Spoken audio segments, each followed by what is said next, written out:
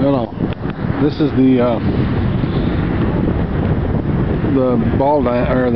soccer field out here by the Caldwell High School. Oh, there's the Caldwell High School. That's not right.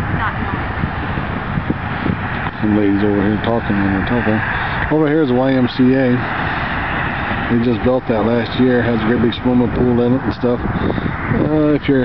It goes by guidelines of how much you make to whether you can, how much you pay. And it's a pretty good deal, you know. You might only have to pay $5–10 a month if you don't make very much money.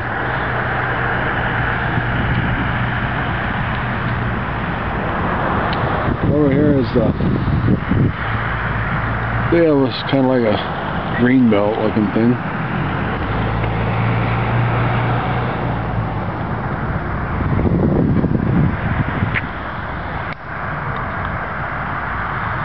It's a Caldwell High School football field over there. Well, just letting you see the soccer field out here by the Caldwell High School, the YMCA.